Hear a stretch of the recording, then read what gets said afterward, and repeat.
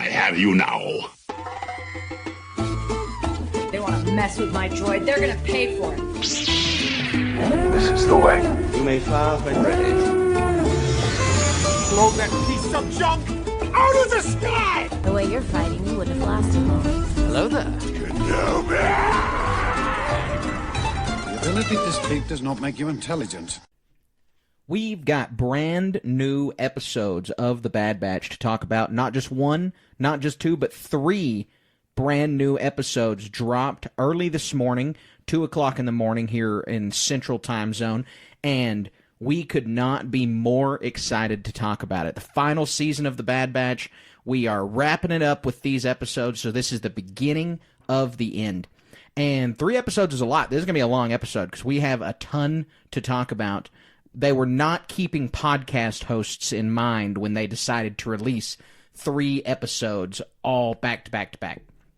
But that's not going to stop us from talking about them. That's not going to stop us from speculating on all of the ways that this show could take us, all of the directions, and all of the ways that it could fill in some gaps in the Star Wars timeline. And so we are really, really excited to dive right in. We're going to head straight into it. We're going to talk about each episode. We're going to take you through a breakdown of each episode and give our thoughts. I say our because it's not just me on this podcast. My name is Carter, half of the Star Wars station, but we have our other half right here, Kaminoan captive himself, Colin Archer. Hey, Carter, man, I'm so glad to be here. I'm so glad Star Wars TV is back in our rotation. And I'm so looking forward to this final season of The Bad Batch. I think these 3 episodes set off and was a very cool kickoff. And I'm going to have a lot of fun talking about it. Yeah, absolutely. I mean, we have a ton to talk about. And you're right, it was a really exciting kickoff. It was a lot of what we predicted in our trailer breakdown, just based off of the scenes in the trailer and what we had expected to see going into the beginning of this season. It's really lined up with a lot of what we predicted, and that sets up for a very, very interesting season. And so, you know, when I opened my Disney Plus this morning, you see The Bad Batch front and center. You see this brand new poster for the show. Did you see the look at this new poster? I didn't look at it that close. Okay, so it's in the style of old Star Wars posters, all the characters on the poster, essentially.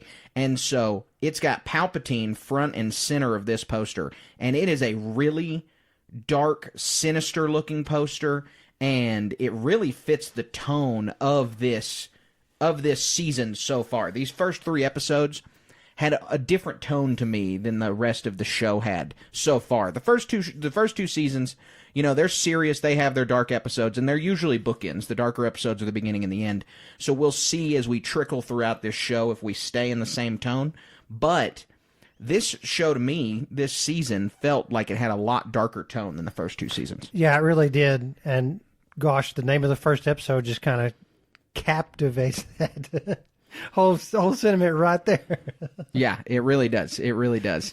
So we start with the first episode. We watch Confined. This is the first episode of the 3 that they premiered, and the episode starts with a really important and informative recap. It's been a little while since we've been with The Bad Batch. It's been, you know, at least a year, and so I needed a little bit of a refresher, and I'm sure other people did.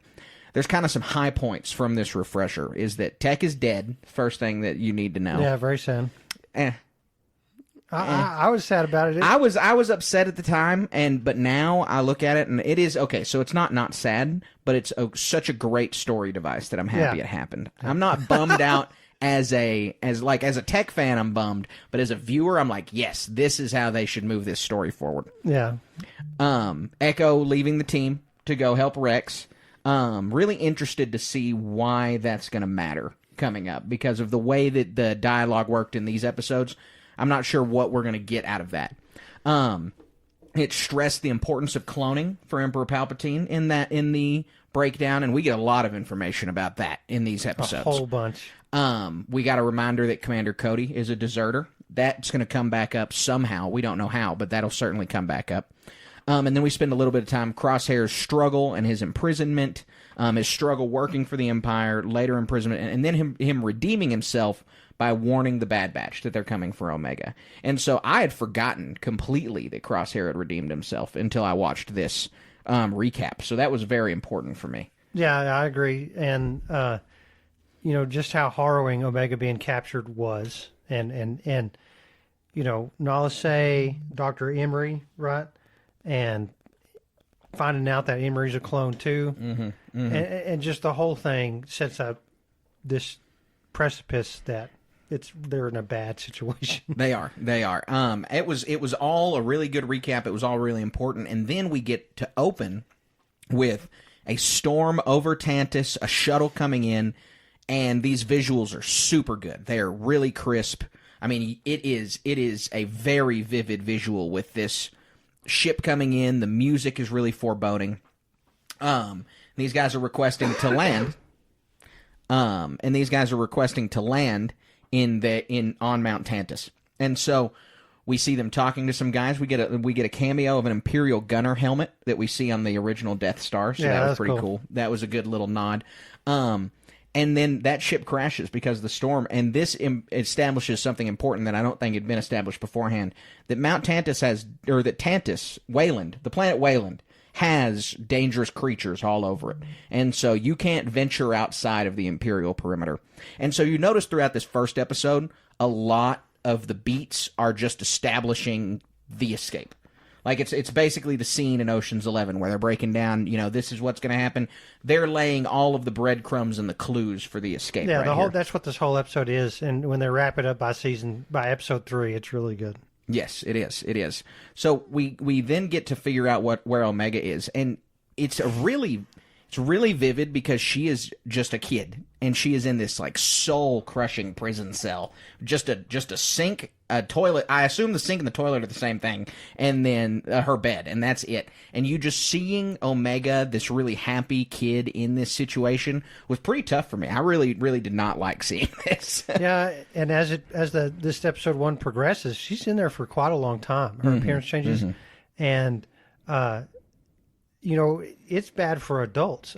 I've known people who have altered their lives significantly in avoidance of going to jail. I can't imagine a child being thrust in that situation, how they would adapt or cope or even manage anything with that. Right.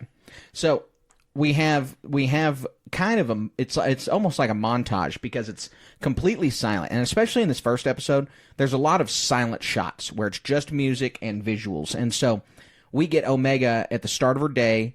Dr. Carr comes and picks her up, and they're walking down a hallway. She sees Crosshair. He won't react to her, and there's just this really eerie techno music playing in the background. The way that Omega and Emiri speak to each other, everything is so melancholy, and the Kiners did a really good job of framing these scenes in this eerie, depressing music. I think that they knocked the music out of the park in these 3 episodes. Yeah, they really did. The whole thing was very foreboding the whole time, even when we're not on Mount Tantus. Yes, yeah. Planet Wayland. So we get kind of stepped through Omega's day. She wakes up, she helps Dr. Carr. Dr. Carr takes her blood sample. Then she goes and helps Nala Se with the blood samples. And so we see Nala Se deleting Omega's blood sample. She's not putting it in the centrifuge. And so we learn the Empire seeks the reproduction of a genetic M count, is what Nala Se says. So dark side cloning, for sure happening. Like this is a stone cold confirmation of that. The melancholic music turned more sinister and ethereal, and it sounded really Sith Eternal sounding. But Colin, you had a prevailing theory last season when we were talking about season 2 on the podcast that Omega may have some level of force sensitivity to her. So now how are you feeling about that theory? Yeah, very vindicated. I mean, it's kind of obvious right now, right? And so I love this scene because it's been so melancholy. I mean, it might even get some criticism how slow this first episode moved a little bit. But then you get this little bitty needle in a haystack type breadcrumb thing that just slaps you across the face. M count. Project, and then it cuts off. And there's all these little things that Nala says we'll get to all of them. But it's like you're sitting there, kind of look at my phone, and then you hear this thing, and you're like, oh my gosh. So yeah, very vindicated about that whole thing. And M count. We're talking about midichlorians, right? Right. That first mentioned, obviously, midichlorians mentioned in The Phantom Menace, but M count mentioned in The Mandalorian. Everyone's made that connection. They're the same thing. Disney's just too scared to say the word midichlorians on screen. Well, these are all scientists, working with micropipetters and this and that. This is going to be just in a parlance shorthand. I don't know. I think that it's just because Disney is afraid to say midichlorians. No, I don't think we're going to get that. You are exactly right. I'm going to do my weird acrobatic whoop-de-doo justification. In-universe in-universe justification. So we get some more silent shots of people just walking around. This is a really brutalist Imperial facility. The storm outside gives it a level of foreboding, and this is just a dark, dark place in the Empire.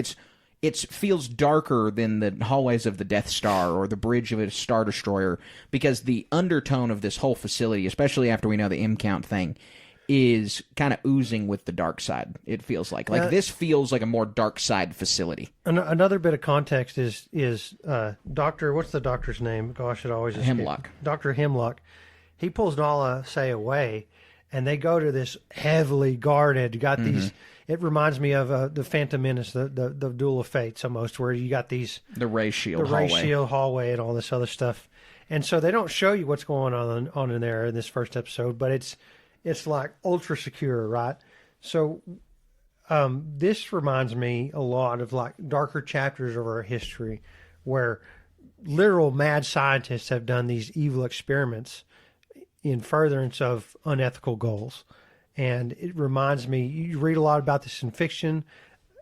I've seen it everywhere, of these mad scientist tropes almost. Dr. Hemlock isn't some cackling evil mastermind. That's Palpatine, right? Mm-hmm. But he's the henchman, the genius henchman in this case. Well, and Hemlock's really ruthless, like most Imperial officers. But he's willing to, and we learn his goals. We learn a little bit about his goals, and they're so innocuous. We'll talk about that later, but it's like the level of evil that this guy is doing does not match his personal goals. Right.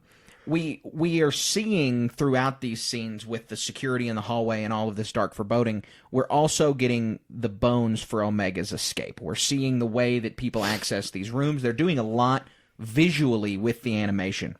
Well, and so that lends to so much to Omega's character, right? She's not just some casual, another prisoner. I mean, like Crosshair, he's resigned to his fate. Mm-hmm. We learn, especially in this episode, she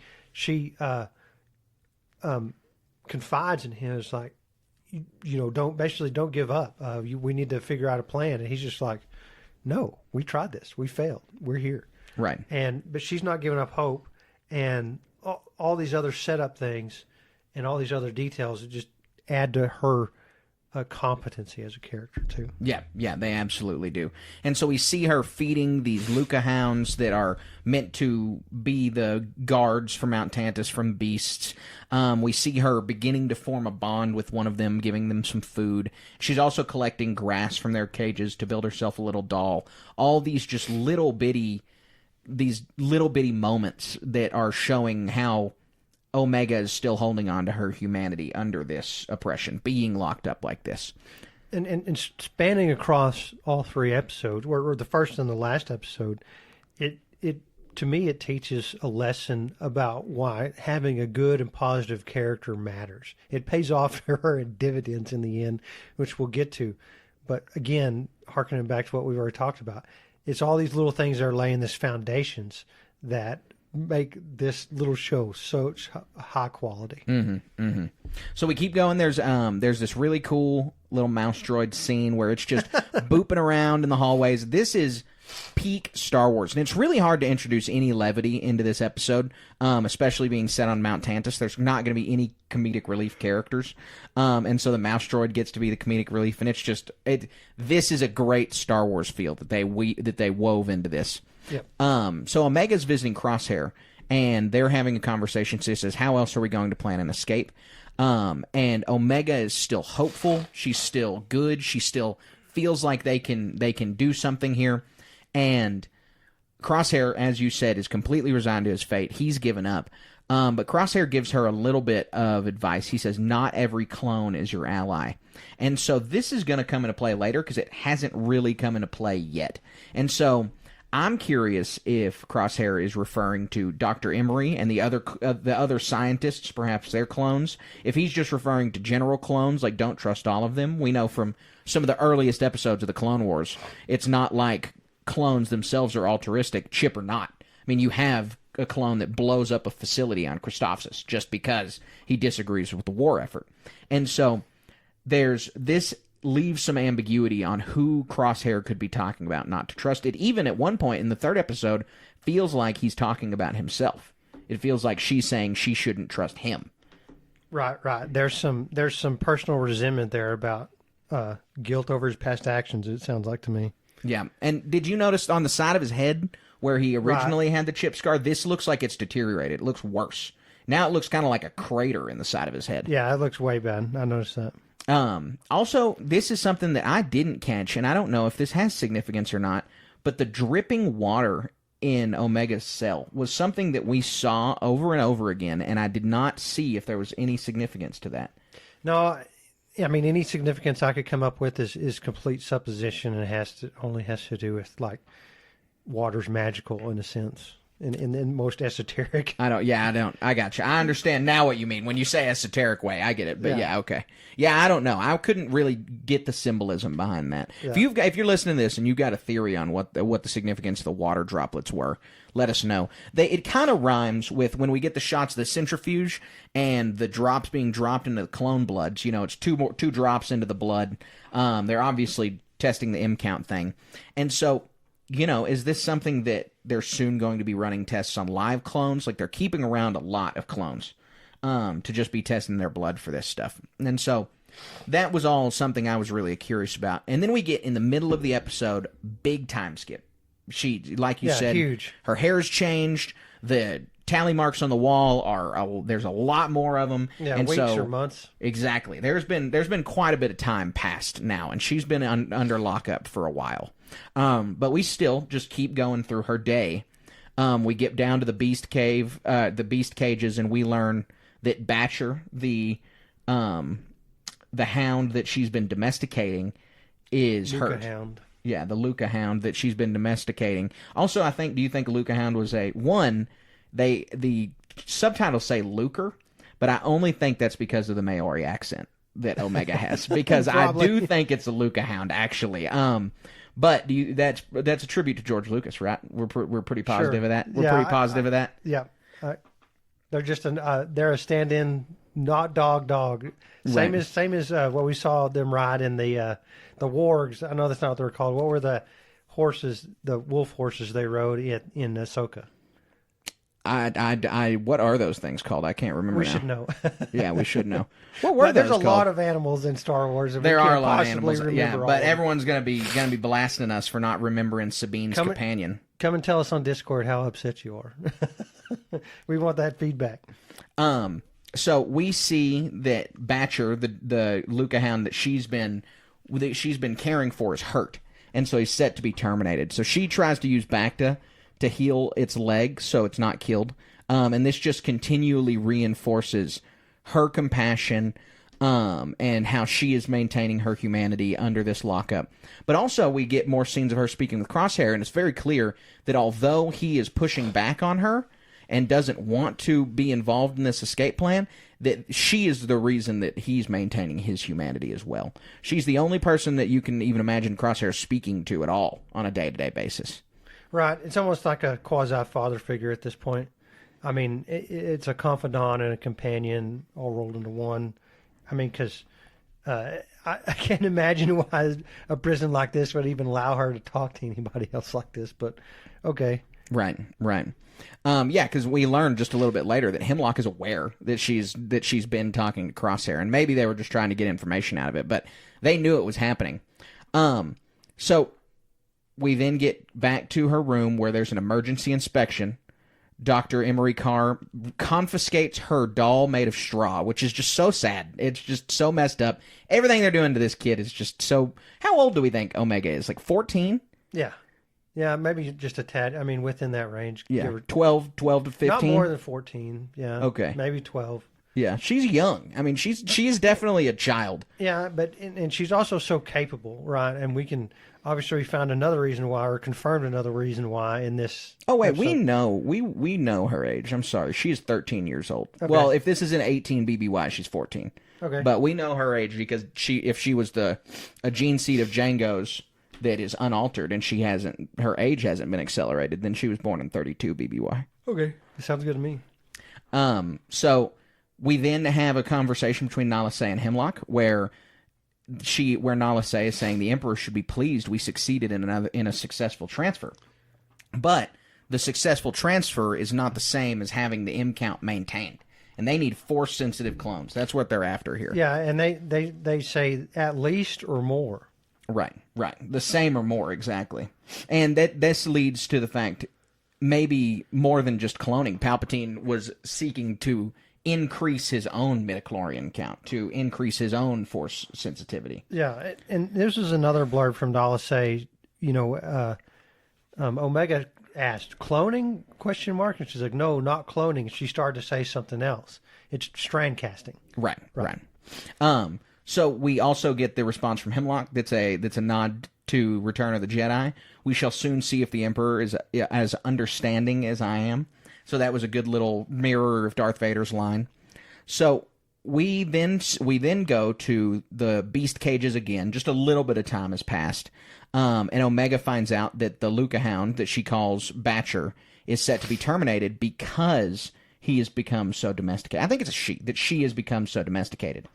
And so Omega loses it. She already had her doll confiscated this morning, and now she's going to lose her dog too. And so she starts... That's a cruelty. Yeah, it is. And so she starts fighting the droid down there. She kills it. Yeah, I mean, she drops a giant...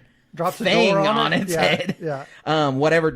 I love how in Star Wars there's always just giant metal containers hanging on the ceiling. They're magnetized there, that they can become unmagnetized and crush people at the press of a button for no obvious reason. It's the same way Obi-Wan kills those guards on Utapau. Just drops it on their head, rips it from the ceiling. So she kills the droid and she sets the Lucahound free, and Hemlock sees the end of this. He sees her set the Lucahound free, and he is pretty enraged, obviously. I mean, it makes sense. And he tells her, if she doesn't behave, he's going to take it out on Crosshair. Because he can't take it out on her because he needs her for Nala Se. And so this is all just another way of trying to keep Omega oppressed. Yeah. Exactly.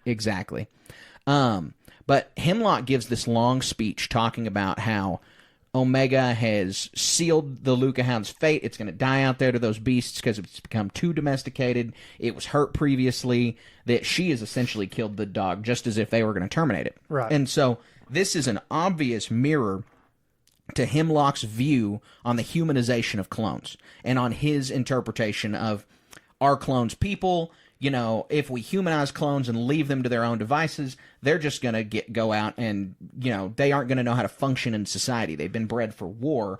They don't have another way to function in society. And this is just the subtle way of showing us the overall plot line of the season, of the series, is of these clones being more than implements, more than tools. Exactly right. And domesticating a dog over months is a great depiction of that. Mm-hmm. It's also a big plot device later on. It is. And so we end the episode with Amiri saving the doll for Omega. She obviously has this little bit of connection to Omega because they're both clones.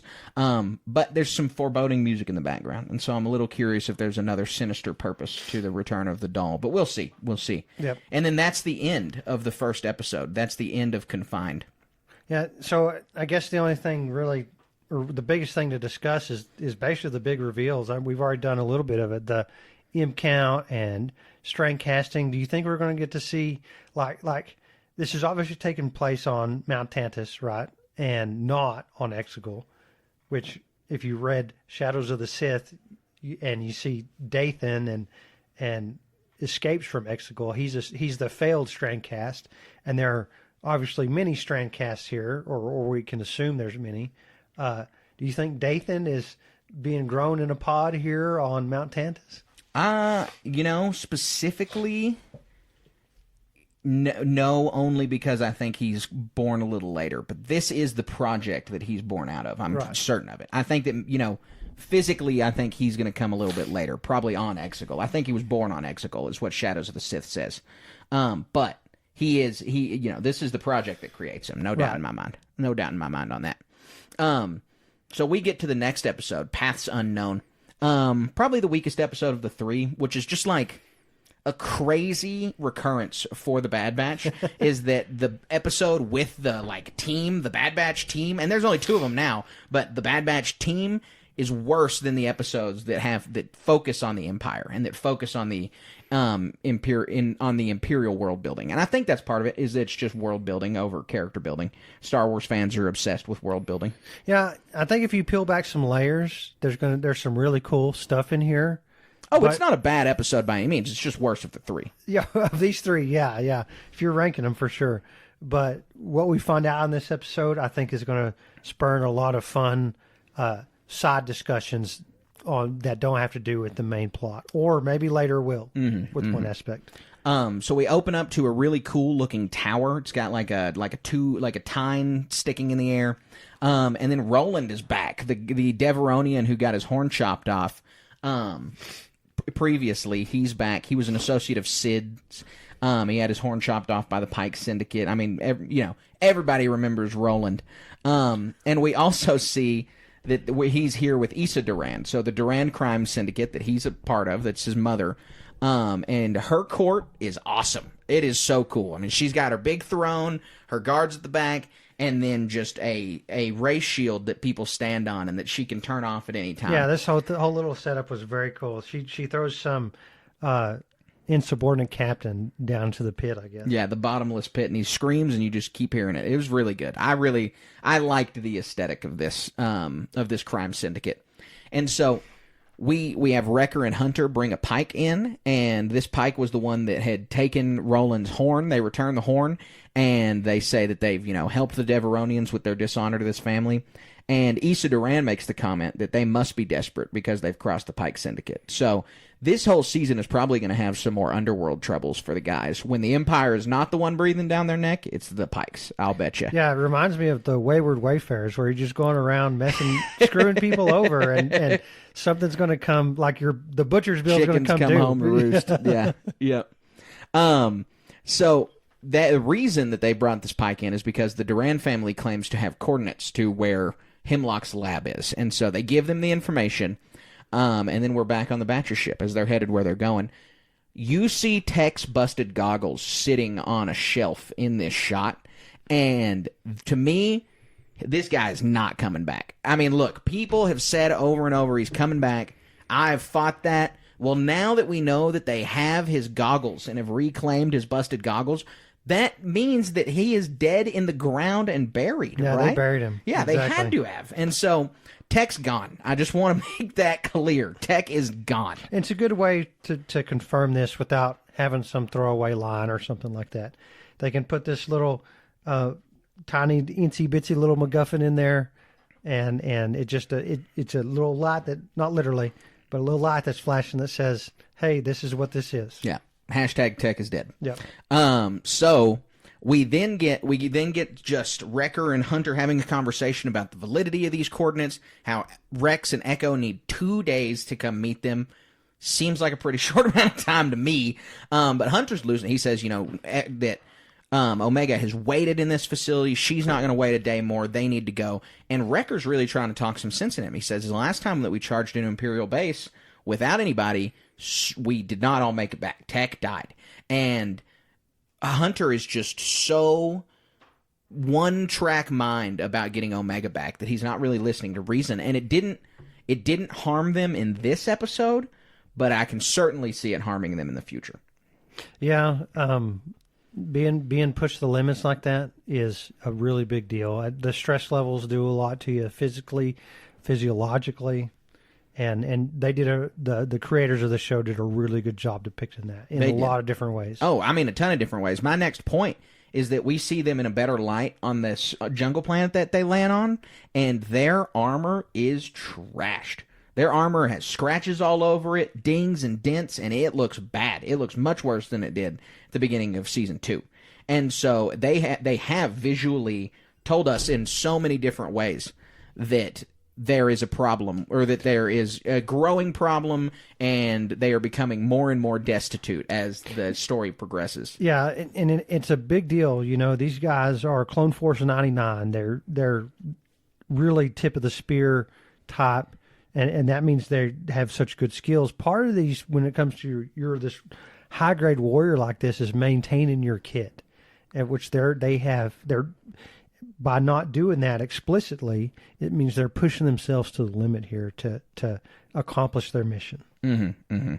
So they get on this planet. They find the coordinates of a bombed out Imperial facility, and an Imperial facility that's destroyed, sitting in the heart of this jungle planet, is just amazing vibes. It looks super cool, and it's really mysterious. And so they are just really ratcheting up all of the mystery around this season. Like, that is just, what a cool setting for anything to be told, is this bombed out base. I was really expecting Arnold Schwarzenegger and his whole crew to come jumping out of the stuff looking for aliens. Yeah. Well, we do get some people jumping out of the stuff, and it is some basically they're child clones. They're regs. They is what Hunter and Wrecker call them. They're just regular clones. These kids were coming of age during the war. They very well could be some of the clones that we see touring around the Jedi Star Cruiser in the Boba Fett Mace Windu episode of the Clone Wars. We don't know, but these are the same kinds of... They're young clones. They didn't get to grow up and fulfill their purpose, which was being soldiers. And you hear from a lot of dialogue throughout the episode from them that their dreams are really stunted. Like, they wanted to be soldiers, they wanted to fight for the Republic, and now they don't know what to do, they don't know where to begin, they are completely listless, maybe even more listless than adult clones, because they are also, on top of only being bred for one purpose that no longer exists and being abandoned, they are also children. Yeah, abandoned on a planet with being hunted by a hostile environment the whole time. And this was awesome. The way that they introduced that hostile environment with the slither vines. Slither vines is scary. being an Imperial experimental weapon was so cool. I was blown away. I was like, this is super cool that the Empire is not just building the Death Star and they're not just working on the cloning project, that they are just throwing stuff at the wall and seeing what sticks on just like terrible war machines. And this is a byproduct of that. It's super cool. One of the coolest, which also leads me to think, I know we're going to get some wrap up to the Zillo Beast plotline here, and we're going to see some Imperial Science Division experiment gone wrong with the Zillo Beast. Yeah, hopefully kaiju level stuff. Oh yeah, hopefully, definitely. So I'm sure you saw this when the Bad Batch decide to go back and go back into the Imperial facility, find what information they can. Only one of the clone kids goes with them. And there is just over and over all of these alien vibes, like the movie Alien, with the way those critters are scuttling around. One of them jumps at him just like a facehugger, right? Yeah, no, they look like little facehuggers for sure. Yeah, and so this creature is really, really interesting to me. We get a reveal at the end that we want to talk about, but it has spawn, basically. I mean, we don't know if this is like a hive mind thing or there's an extension of them, but it's got these little creatures running around, and then itself is just this giant sentient tentacled creature, and so they did a really good job. Yeah, it reminded me of, like, you talk about an engineered bioweapon, kind of like an engineered Sarlacc. Yes, yeah, beast. Exactly. Well, that's what we see at the end, is they just mirroring the Book of Boba Fett scenes where the Sarlacc is grabbing Slave One. We see it grabbing the the Batch's ship and pulling it down, and it's got the Sarlacc mouth aside from the beak, and it's clamping and chomping. And so, is this a more sophisticated, like, bred Sarlacc? Altered, yeah. And it's huge. I mean, it's massive. Sarlaccs are big. This thing is massive. Yeah, this thing covers is huge. that whole. It inhabits the whole facility. Right. And its vines extend much further than that. Yeah. And so, it really is just a question of what is the Empire doing here? Like, I think we're about to get something that nobody speculated about, which is not monster of the week, but I don't think this is the last Imperial abomination that the Bad Batch are going to have to face in this last season. Yeah, and the implications like that could be pretty huge. I mean, a ship or Star Destroyer could deposit one of these things on a planet and it take over a planet in a matter of however much time that you don't have to expend a bunch of personnel and blood and equipment on, right? Right. You shoot one of those little baby things on there and then let it go crazy. Yeah. So while the Bad Batch and the one clone are gone, the other two, I'm sorry, I don't know any of these kids' names. They're all really similar. They were like, they're like clones. Huey, Dewey, and Louie names. Like, why'd they do that? But the kid clones are debating stealing the Bad Batch's ship. And so they go take a look at it, and they're in the ship. They're able to hotwire it, get inside. But the Bad Batch and the other clone kid call the other two kids for help. And the leader of these three is saying, we need to help them. And one kid is just not really jiving with that. He's like, no, let's leave him. He sucks. Yeah, well, these kids are like been Lord of the Flies living in this thing here pretty much. Yeah, yeah. And they even remark at the beginning when they meet the Bad Batch is like, because they're like, why are you here? And Wrecker, I think, is like, we're here to, or Hunter, one of them says, we're here to help find our friend Omega. And one of them says, I really wish we knew loyalty like that. Yes. Yeah. And so that's what these guys, they're not only there here to find Omega, but as a happenstance, rescue these young clones and teach them what the value of being loyal to your friends is. Mm-hmm. Absolutely. No, that's and very that's what important this lesson. third one learns at the end. Yeah, and that's the whole lesson of this episode is about the importance of loyalty. And so the two kids take the Bad Batch ship and they go and rescue the guys. And so they're able to bring them up. They get the information that they need, which is not much other than they know that Hemlock has moved his experiments off planet and that there is another sector that it's happening in. But a sector is a large chunk of the galaxy. Yeah, they're massive. And you so know, probably could be tens of systems, hundreds. Yeah, dozens to hundreds for sure of systems in the depending on which one. Yeah, exactly. And so a sector is massive, and it's going to take the Batch a long time to come through it. But they have at least a lead, as Hunter said. And then we learned that they're taking those kids to Pabu, which is pretty cool. Yeah, that made my heart warm a little bit there. Listen, I mean, because gosh, these guys were stranded on this jungle planet. About one of them died in the past, and he's just out there decaying, and they lost their friend or something. Right. So it was, like you said, heartwarming, and then we get where Hunter and Wrecker are headed from here, but we don't really know. It'll be interesting to see if they link up in the fourth episode with Crosshair and Omega or not. Fourth episode's got me on the edge of my seat. I'm ready. It really does, they really did give me a lot to chew on because I don't know what's going to happen next.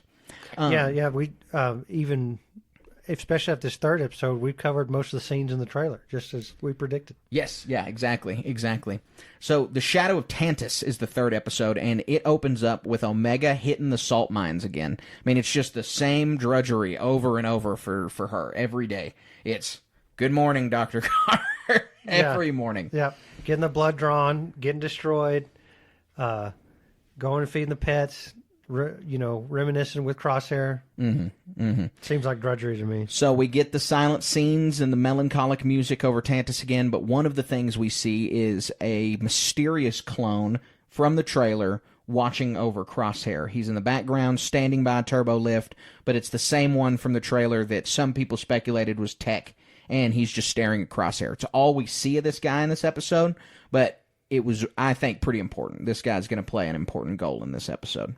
Yeah. There's always people working in the background to further stuff going on, and maybe somebody pulling levers here and there. That's all we saw of him in this episode, right? Yes, yeah, that's all I remember seeing. So everyone's on super high alert because Palpatine's coming. We know that as the audience. Omega's asking around, why is everyone on such high alert? And then Nala Se does the project and then doesn't finish the sentence. And so you're on the edge of your seat for a little while before they reveal it. Yeah, they're teasing us big time. Yeah. And so Nala Se is going to help Omega escape because Palpatine's coming. Nala Se is going to be indisposed, so Dr. Carr is going to be running the blood tests, and she will discover something about Omega. We don't literally know what that is as viewers. We can make very educated speculation that it's because she has a level of force sensitivity. You're right. And so this is another fun little discussion of Nala Se knew the whole time And so how harrowing was it for Nala Se that Omega's even at this facility at all? That basically, what machinations even created? How long has Nala Se known about that Omega is special like this? I mean, you can even go back to the first season and where they helped her escape from Camino, that they knew she was something special, and her escaping from the Bad Batch with the Bad Batch is very positive things for resistance against the Empire later on. That they didn't want Omega captured that would somehow further the Empire's efforts. Right. Which we see is manifesting itself here. And they've gone weeks and weeks with this blood draw being thwarted, and nothing had found out, because somebody would have, Dr. Carr, Dr. Emery would have found out that this blood was special long ago, right? Mm-hmm. And now it's been Dr. Hemlock walks in and interrupts the whole process just before the Omega's blood draw can be disposed of. Right, and it makes you question, it makes you wonder why the Kaminoans made Omega in the first place with this level of force sensitivity. Is just the next logical leap in their scientific studies, if they thought it was going to make them a bunch of money. What were their motivations? Yeah, but Nala Se has a deeper connection with her than general Kaminoans do. Yeah, and so, were the Kaminoans just doing their own strength casting research at the same time? Right, and to what end? Just because it is the logical purpose of their next product development, R&D. Yeah, exactly. And so we see Nala Se go help Omega escape because they're going to be testing her blood. Nala Se won't be present because she's going to be with Palpatine. She comes and tells Omega how to escape. She says, "Get my data pad, take it, put it in the door, and it's going to help you escape. You're going to have to use it to get to a shuttle." And so we get a little bit of dialogue exchange between Emery and Omega. Omega's able to steal the data pad, and then we cut to Palpatine arriving. The music that the Kiners wrote for Palpatine's arrival is so appropriate. It's got this throaty, mystic sound to it. It's like Tibetan throat singing, but it's it's really similar to Padme's ruminations from Revenge of the Sith. And this is just always the music that they use in Star Wars video games to show the dark side. And so this really chanty, throaty, dark side sounding music to introduce Palpatine sounded really, really good. Yeah, I enjoyed it a lot. We get some Imperial Guards. Always happy to see the Imperial Guards on screen. And we've got Palpatine strolling out there to come check out his experiments. Hemlock's giving him an update on how everything's going. And one of the updates is the exotic matter facilities have expanded. What do we think that means? Gosh, I don't even know. See, I'm thinking it's where that Sarlacc came from, and it's where that Zillo Beast is, and it's anything that's going to experiment with living creatures that are not sentient. They're using that stuff to basically, like if they used them on turtles, we'd have Teenage Mutant Ninja Turtles type thing. Right. Bioweapons. They're making whatever they can, just some animals to control. It makes me feel like those Luca hounds are not natural, that they are also somehow maybe the first engineered experiments or something. But then we get the stone cold confirmation that sequel fans have been looking for, that everyone's been speculating basically since the Rise of Skywalker, that this is where the ball in all the shows is headed, is the mention of Project Necromancer by Dr. Hemlock. Yeah, I mean, long awaited, right? I remember talking about season 2 on this podcast, and we're speculating if it was this, if it was something else, and it's really cool. Just to mention, just these sentences here elevate everything, elevate Bad Batch to not just something that is an add-on. It elevates it to an essential piece of the sequel story. Yes, absolutely. And, it threads it into The Mandalorian. We first heard mention of Project Necromancer by the Shadow Council in the penultimate episode of Season 3 of The Mandalorian. And so we see that project was started at the outset of the Empire, and that it's still continuing through the Imperial Remnant. And so it just certainly feels like it was Palpatine's contingency plan. And shows like The Bad Batch and The Mandalorian, I think, 5-10 years from now, when we get Dave's movie out, are really going to set up a compelling reason for Palpatine's return in The Rise of Skywalker, is where this seems like it's headed. Yeah. And Palpatine even says, you have every resource at your disposal. This project is essential to the longevity of the Empire. Mm-hmm, mm-hmm. So, and he means the longevity of himself. yeah. Well, yeah, he is the Empire. I am the Senate. It just gets bigger and bigger. I am the galaxy. Yes, yeah, that is his opinion. And so we then get back to Omega and Crosshair, and they make their escape. Omega is able to convince Crosshair to distract the guards. She opens the door. She knows Crosshair is more than capable of taking care of himself, and he quickly dispatches those guards. And then we see that Crosshair's shaking has gotten worse. We saw it a little bit before this, but now we can really see it. His hands are shaking. And what happened to this guy specifically? Now, he's been under duress. He's been in prison for a long time. Experimented on. But that's exactly. So do you think that this is a result of the experiments? Do you think he's getting weaker through these medical processes? Yeah. Like, is there something specific that has made him react this way? Yeah, my supposition is that it's the experiments that they've done on him, and given the advanced aging of the clone physiology, the experiments has hastened his, like, he's dying, right? Mm-hmm. These guys, put simply, age faster, and so it's really a trope in a lot of science fiction when this advanced aging occurs, that if certain medical things don't happen, or certain adverse medical things do, that it hastens the deterioration of these characters or something like that. Mm-hmm. Yeah. I think between the scars and the shaking, and I'm sure if you dissected a little other things, it's pretty obvious what it is. He's next on the chopping block. Yeah, unfortunately. He is not long for this world. Yeah. So we then get cut back to Palpatine, Nala Se, and Dr. Hemlock as they enter the Project Necromancer facility. And this is very clearly a Sith cult room. Like, it's like not hidden at all. It is the red lines on the ground, the dark walls everywhere. Like, this is not only a scientific facility. This is not only dark side science. There is absolutely an element of the dark side of the Force at work in this room. Yeah. You can just see that visually. And I think it mostly exists in books, and you have to really look for it in other Star Wars stuff, movies and TV shows. But so many of these facilities and this and that are built on Sith temples or Jedi temples, and this and that. Mm-hmm. And I think it's not a stretch to say that Mount Tantus and why it needs to be so secret and all this is that it's a Sith temple. Right. Well, look, I'm confident after seeing this room and seeing those pods, the shape of those pods, that one of the resolutions in the final episode of this show will be Palpatine's order to move this facility to Exegol. Yeah, exactly. This is right. the same room that this is when we see Exegol in The Rise of Skywalker and we see the pods that Snoke is in, I'm positive that what Palpatine and Hemlock are looking at when that light is shining is Snoke. It is, I think, clear as day in that point. Yeah, you're exactly right. And so those pods are going to be taken to Exegol, and they're going to continue the rest of the project there, which was Dr. Hemlock one of those guys in robes, one of those Sith acolytes in robes, or is he kicked the bucket by that point?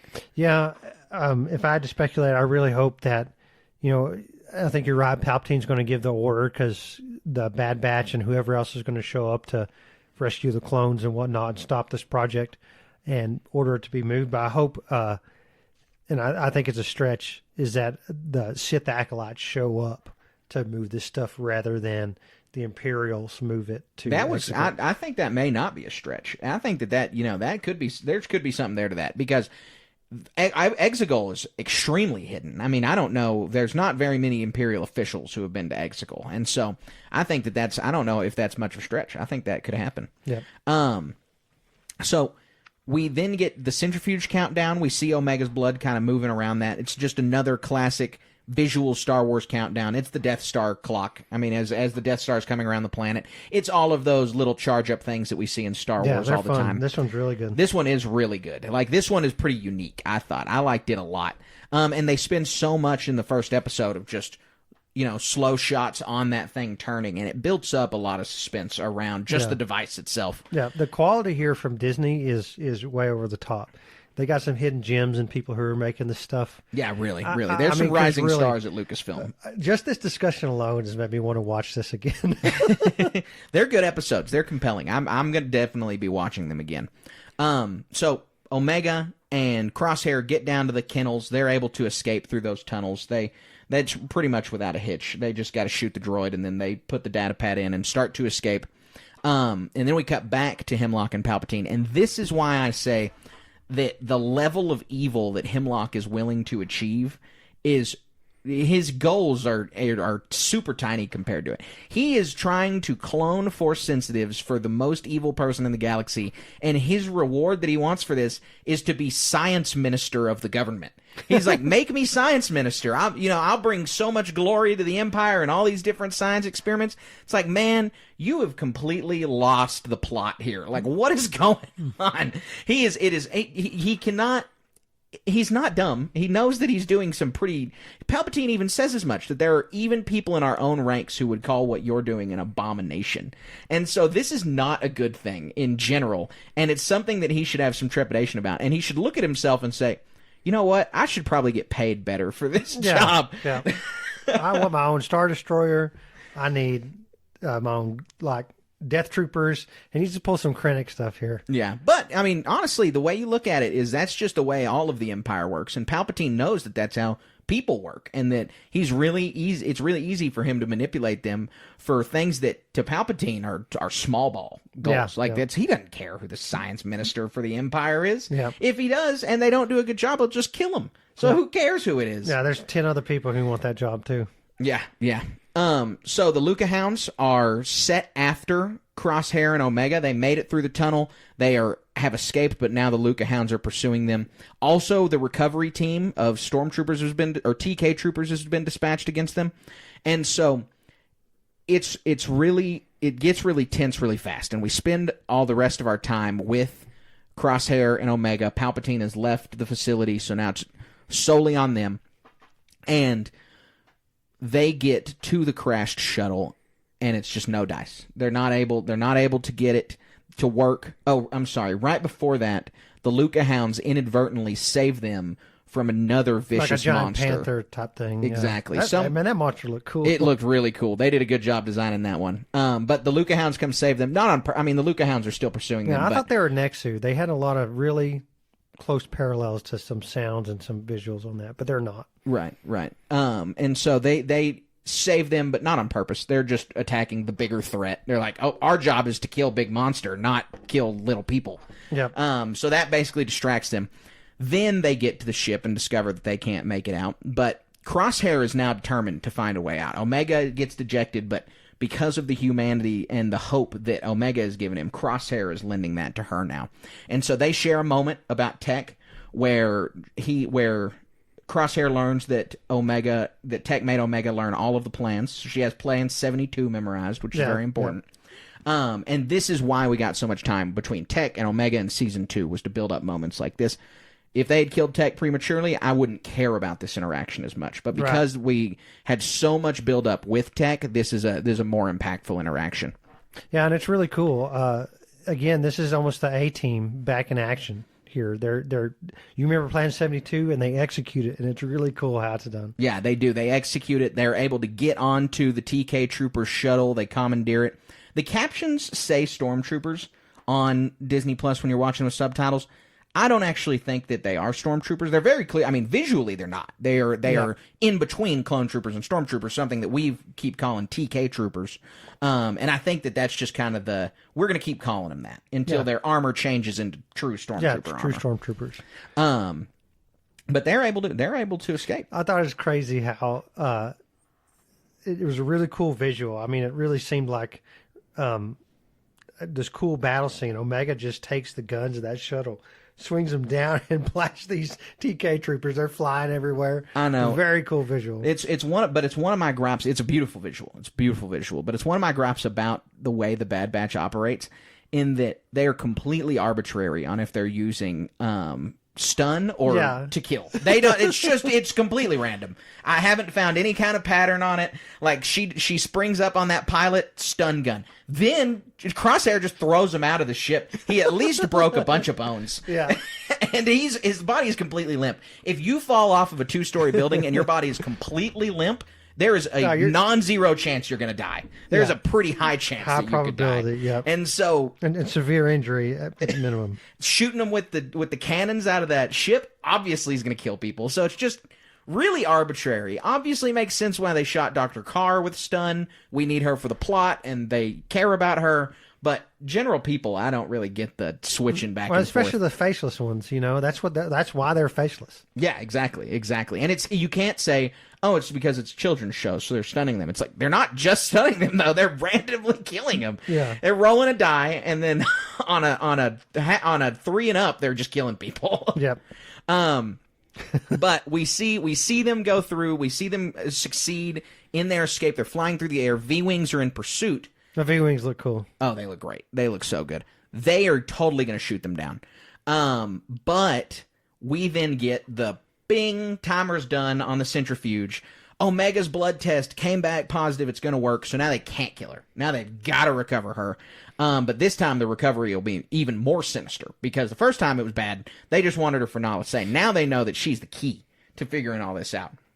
And so her sample works. They can't be shot down, and fade to black, basically.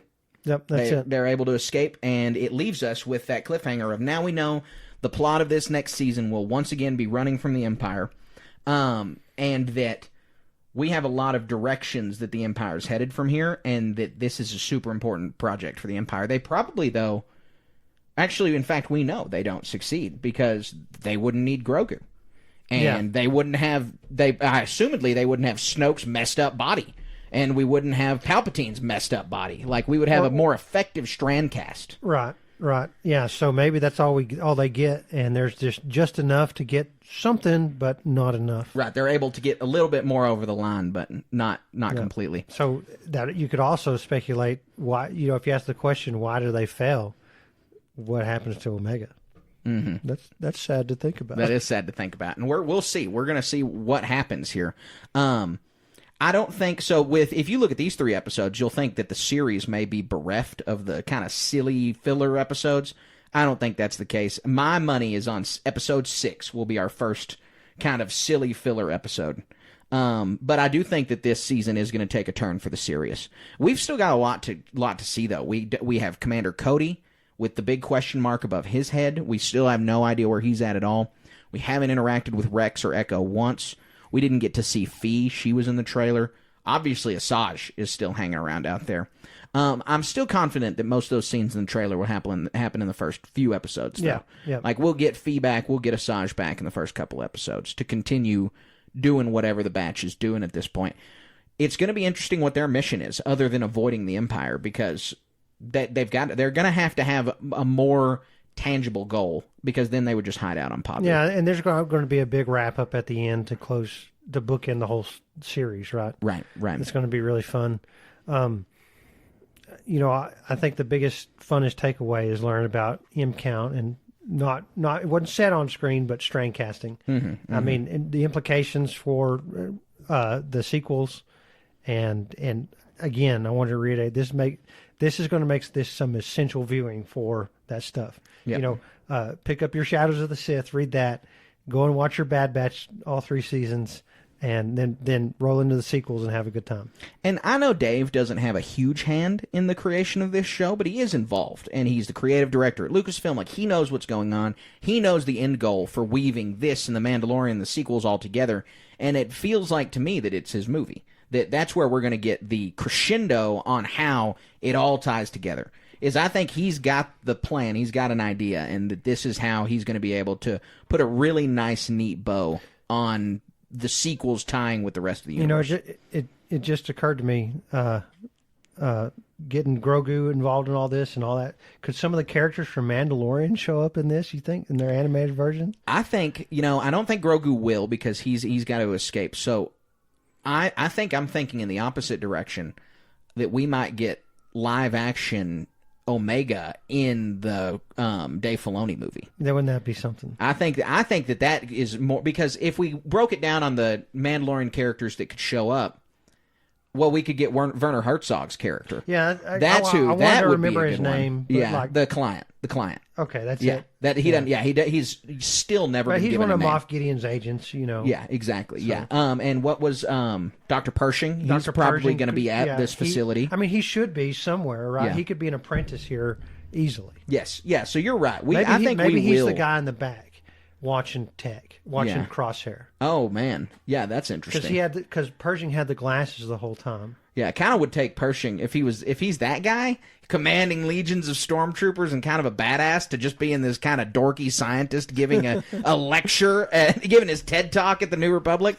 Be a little bit of a downgrade, but I do think that he could show up. I think that Werner Herzog's character could show up. That may be it. I think that's probably it, but I do think that they could show up. And then I think on the live action side, we could get Omega in Dave's movie. Especially, look, I don't know, this sounds a little convoluted, because then you introduce Omega, you get Tamora Morrison back on screen. They're not going to have time to deal with the Omega Boba Fett connection among, what we suppose Luke, Leia, and Han showing up to handle Thrawn with every other character. They're not going to get to give the justice to the Boba Fett Omega connection that it needs. And so maybe that won't be the case. It'd be fun, though. It would be fun. It'd be a blast. Maybe, they can show up and then there can be a follow-up just about that. Book of Boba Fett Season 2, which, again, I think is low-hanging fruit to have Omega introduced. Yeah. The problem was the show wasn't as successful. And if it was successful, I think that would have been the plan for Season 2. Yep, could be. But, I was really pleased. Like you said at the beginning of the show, happy to have Star Wars back on the TV. Happy to have new Star Wars to talk about. It's going to be a lot of fun talking about this over the next couple months. And it's months. That's the exciting part, is that we're going to be watching The Bad Batch until May. So fun. We got a lot going on, real life and otherwise, and getting to intersperse this with it is going to be enthralling, to say the least. Yep, absolutely. Absolutely.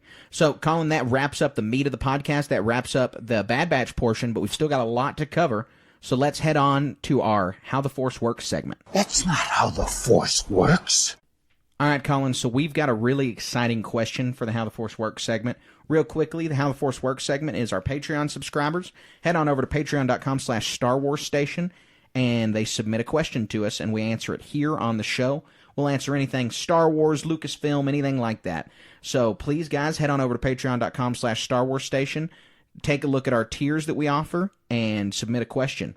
But this week's question comes from our Patreon listener, Tristan, and he asks, what is the worst job to have in Star Wars? With the caveat, you have to get paid for it. So it's not you can't being be a Jabba's slave or anything like that. You can't be a slave on Kessel, right? Right, That'd be exactly. awful. You got to be it's got to be, I guess, willing. Like it's, you've consented to do this.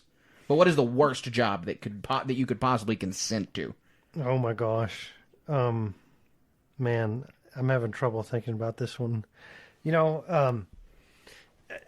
A lot of it has to do with the context of time, right? And so a lot of people in the Empire are paid for what they do. I bet they're not paid much, and they're not paid certainly what they're worth. But there's so many instances where the Empire will show up and basically wipe out the population of a planet or something, compliance, if you will. And I would think being part of that cleanup crew, if you had any conscience at all and you're showing up to basically do a reconstruction on a world and you have against a subjugated population, it seems like that would be an awful job. Yeah, I think you're absolutely right. There's a few really dangerous jobs, digging the tunnels on Hoth. You don't want to be that rebel, which I think rebels technically get paid. They get like a little bit of a pension. I think it's more of a if we win, I owe you. Well, they had, up until a point, the Alderanians, I'm sure, were funding a lot of stuff. Yeah, I don't think they were funding paychecks, though. They're giving them food and clothes. Yeah. But were they just giving, here's some credits, thanks for your service? The one that really jumped out to me, this one is kind of weird that it jumped right out to me, but this is a High Republic job, and it is, if you haven't listened to our the Eye of Darkness review, you should go listen to it because this is a little like tiny spoilers for it, and it's a really good episode because that's a really good book. You should absolutely be reading The High Republic if you're not. It's been a couple weeks since we've mentioned The High Republic on here, and so we got to do it again. But in Nihil space, there are still merchants who work, but they're working on like fixed subsistence wages and doing the exact same job they were doing, just hauling grain from different planets. Ooh, yeah. And I think that would be the worst one. Is you had you had your space trucking company, you're hauling grain places, and then all of a sudden this new government comes in and tells you you got to do the same thing for half the pay, and if you don't like it, you're just going to die. You can't deviate from these routes. You can't go on the routes they don't tell you. You had all this freedom, and it immediately got taken away. Yep. And so I think that one's a pretty terrible one. Yeah, a trucker in North Korea would be our equivalent. Yeah, but like North Korea, you were a trucker in unified Korea, and then one day the wall just was there, and the DMZ was there, and you were on the wrong side. Space North Korea. Yeah. So that was, I think that was the one that jumped to my mind first, was hauling those for the Nihil. Yeah, that's a good one. Now, what's the best job in the Star Wars universe? That was not asked, but I'll tell you right now, it's a gambler who is a good one. It's a good gambler. It's a Lando Calrissian. That takes talent. I think if I were like a talentless person and wanting a good job, working at the Jedi Temple would be awesome. Well, we learned, though, from a couple of these books, canon and not canon, that a lot of those people feel like the Jedi don't care about them at all, that they're like invisible. Yeah. That they're like a lower class of people. I'm sure, but I mean, they're Jedi. They're always going to think that. Well, they're aloof, right? Like they're not. It's a lot of regular people's misunderstanding of Jedi is what causes a lot of these. Is that Jedi are ascetic monks? They're not. They're really high-minded people, so they appear aloof a lot. Yeah. I guess our closest equivalent, without some mystical powers, would be like that elite crew of professors or something. Mm-hmm, they're not going to come hang out with you at your house and go to your little Christmas party. They don't hate you. They just are not. You don't have anything to talk about. Yeah. Like what? Yeah. So I think that's a little bit of the perception there around the Jedi Temple. But great question, Tristan. We really appreciate it. Guys, if you have a question for us, it's super simple. Just head on over to patreon.com/Star Wars Station and submit it, and we'll answer it here on the show. Our next segment is one we're excited to get to, one that we are really, really going to have a lot to talk about on, and that is our HoloNet news segment. You made the HoloNet. All right, Colin, we've got some really cool news stories today, and we're going to start with the biggest one first. Just a couple hours before we recorded this episode, we have heard reports that The Acolyte will be releasing on June 5th.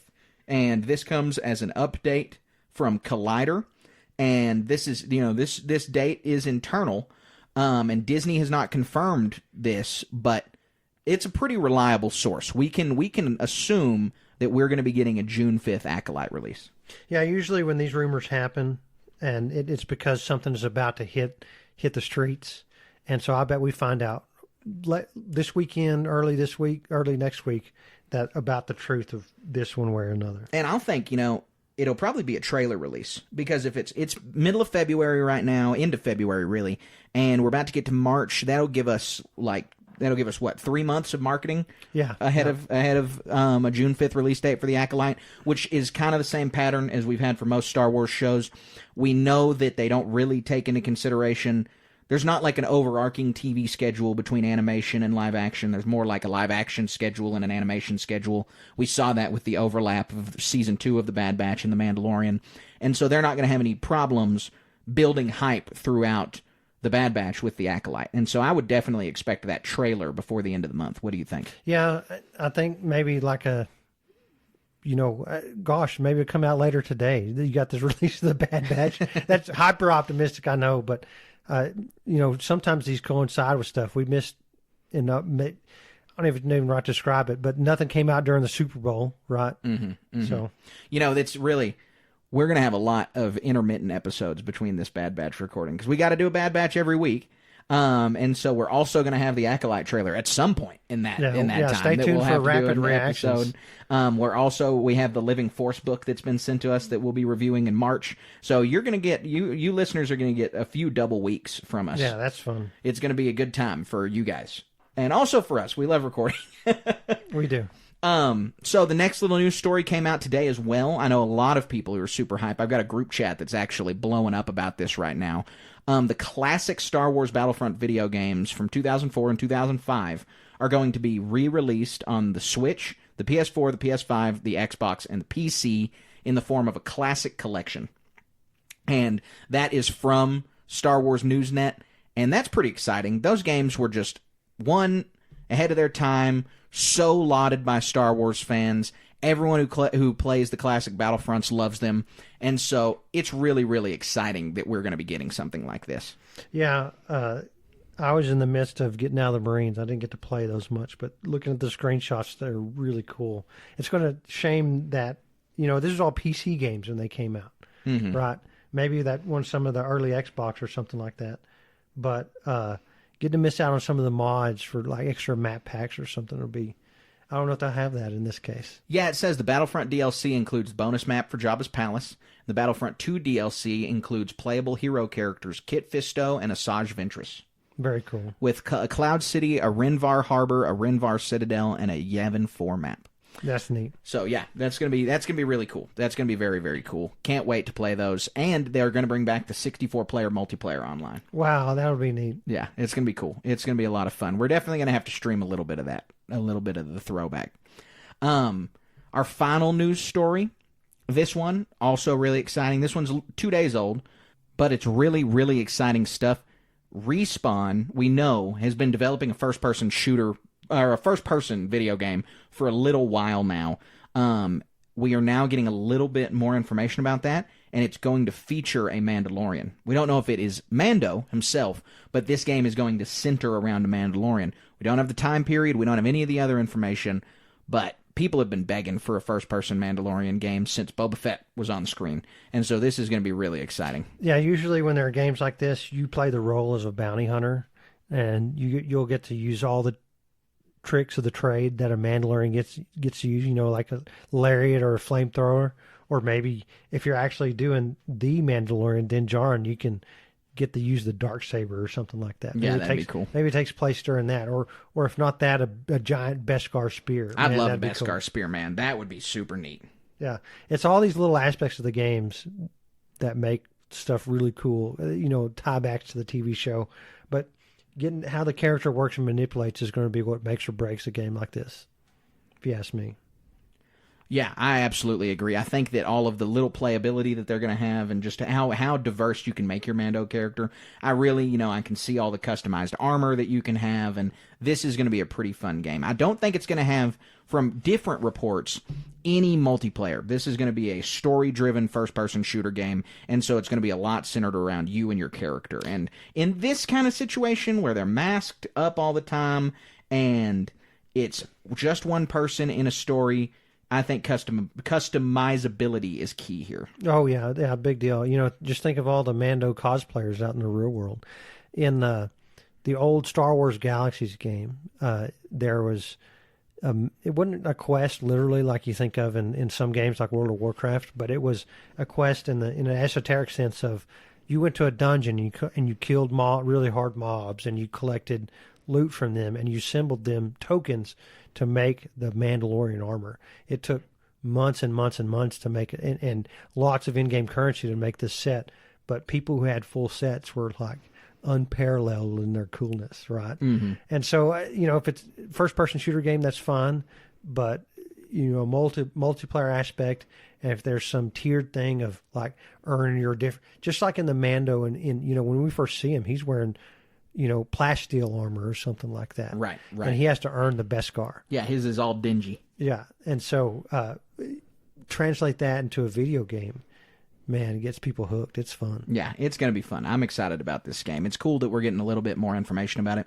Lucasfilm said that they'd like to do a Star Wars game every 6 months, and we know that we're going to be getting Outlaws holiday time this year.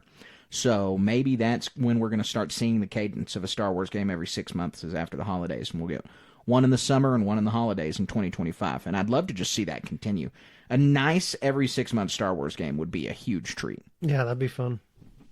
So that wraps up the HoloNet news segment. I think we had some really good news stories to talk about today. And so that leads us into our final segment of the day, All we have left is the Star Wars moment of the week. We would be honored if you would join us. All right, Colin, what is your Star Wars moment of the week?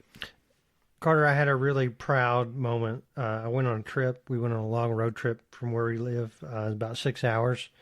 And a vehicle we purchased had the 2 TVs on the back of the headsets for the kids to use. And so we hooked up the Chromecast. And I'm like, hey, what do you want to watch? My kid asked, I want to watch Star Wars. And so I put on A New Hope for him. And it didn't last because you're driving and have the internet. The technology is not there working over the self-service.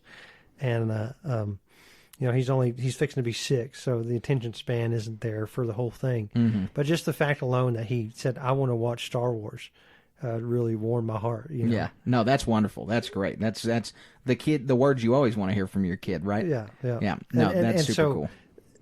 Taking the first steps on this journey of discovering Star Wars is a really big deal. Mm-hmm. Yeah, it's a huge deal. You're going to have a young fan soon for sure. Yeah, well, I mean, it could be, from a certain perspective, it's going to be a really bad thing. It starts with watching a movie, and it ends with going to Disney World and making lightsabers and costumes and all this other stuff.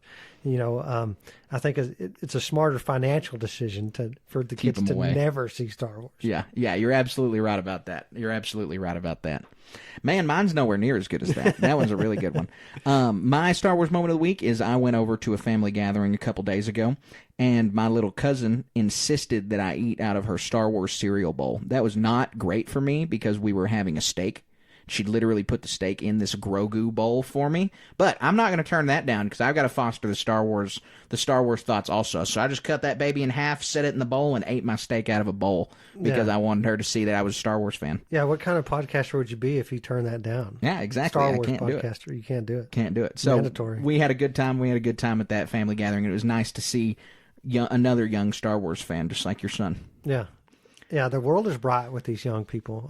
Young Jedi Adventures graduating into Bad Batch, other stuff that's current, and Acolyte. That's going to get a lot of people interested. I hope so. I hope Acolyte's a big success. We're going to see, but I hope that trailer gets people excited. The premise should get a lot of people excited. Something people have been asking for such a long time. Yeah, very cool. Yep.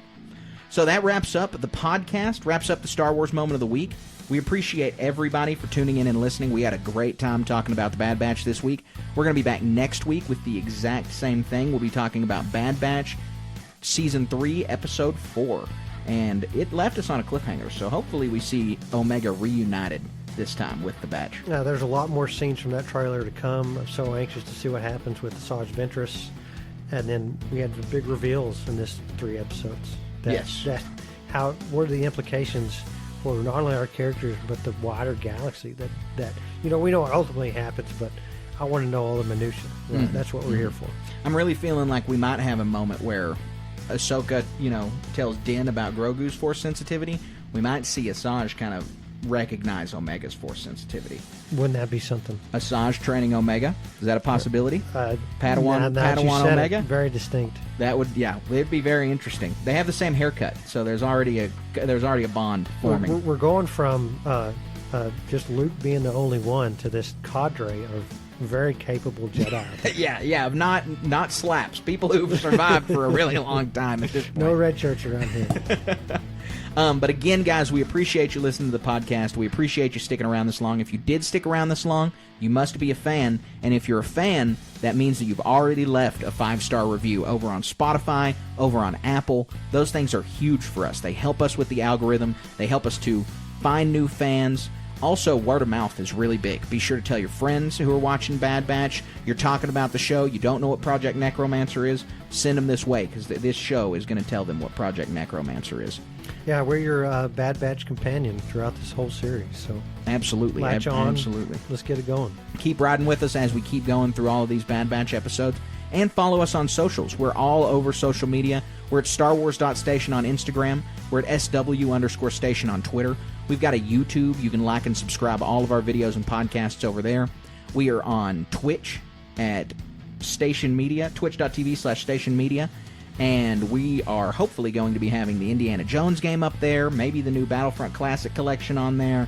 We're going to be having a lot of stuff on Twitch when those games drop. And so check us out over there.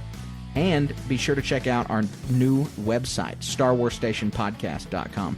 Yeah, man, that website's a banger. I spent a lot of time on it. I think it looks really good. You can pick up some stickers, pick up a T-shirt. Stuff's really... check out the archive. It's a good little website. Another side project that we have developed a bunch this last little bit is Warhammer Station. We've got an event coming up, the Rocky Mountain Open, that we're going to be attending here pretty soon in March. Stay tuned for details on that. If you like Warhammer at all, the whole property is blowing up. The company's doing really well, exceeding expectations and compared to Hasbro and some of the other stuff out there. So lots of discussions out in the wider stuff that implicates a lot of what's, Henry Cavill. We've discussed him on this podcast. There's some of the stuff he's doing on with that show. And if you like Warhammer, check out on Instagram at warhammer.station. Lots of fun stuff going over there. Or warhammerstation.com for stuff with that, other products we're going to have with Warhammer stuff. Absolutely. Check us out in all those places, guys, and we really appreciate all of the support that we get from y'all. We appreciate the continued support. We're excited to talk about Bad Batch, so we'll see you next week to talk about it, and until then, stay wizard.